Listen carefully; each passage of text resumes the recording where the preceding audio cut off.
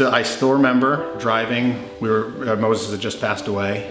We were driving down 146 and I looked over at Marisa and I said, I want to save senior dogs and I want to pay for their vet care for the rest of their life. And she looked at me like I was out of my mind. We literally just bankrupted ourselves trying to cover Moses, and I just don't see how it's sustainable, and it's not. I was not wrong, but it has been the best thing and the worst thing we've ever done. The Mr. Mo Project was founded when someone reached out to me about a dog named Moses who was surrendered to a shelter in Seminole County, Florida for being too old. I fell in love with his picture. He had like a tie on, he looked like just an older gentleman, and I had to have him. Moses was just a really special dog. He was kind of like the glue of our family. He was just very soulful. He would like drink you in. Like he had these eyes that would just suck you in. He ended up dying with, he had a spinal cord tumor that was just inoperable. And when he passed away, it kind of made me realize the cost of care for a senior dog.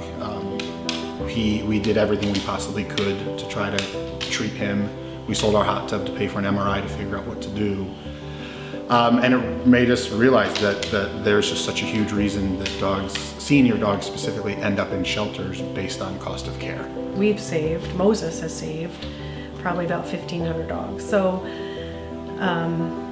initially I was really scared and I used to have a lot of anxiety and stress, but now I'm just like, okay, we're gonna just go with it. We roll with it every day, and every day is different and new and fun and interesting and sometimes very sad, but overall it's been great. We've taken 3 dogs from India, and then around here we take a lot of dogs from the New York City shelter. We work here within the community, we do owner surrenders, people will call us and they just can't afford the care.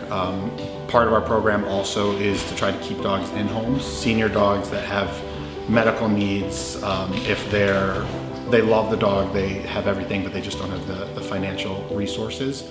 We will take on the veterinary care of the dog, but the dog will stay in the home.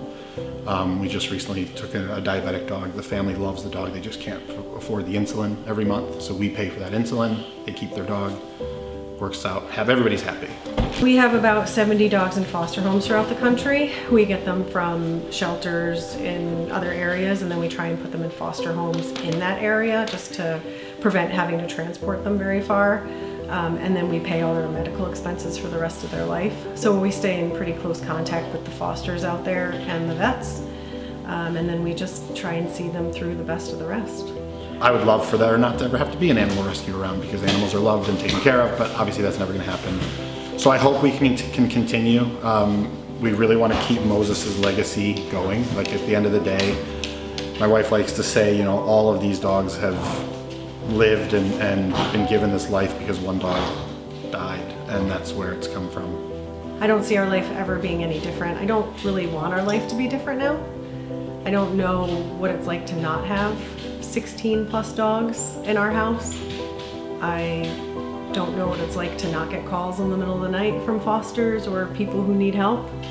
And I feel like this is our life's purpose, and this is why we're here. And I think everybody has a purpose in life, and it's great if you find someone to share that purpose with. So I just think this is what we're meant to do. I think having the show of the community support, Sunmark choosing our program for this award is tremendous. We have always tried to help the community as much as possible, so when an organization like Sunmark chooses us, it kind of gives us that oomph to, we're making a difference, and they believe in our mission.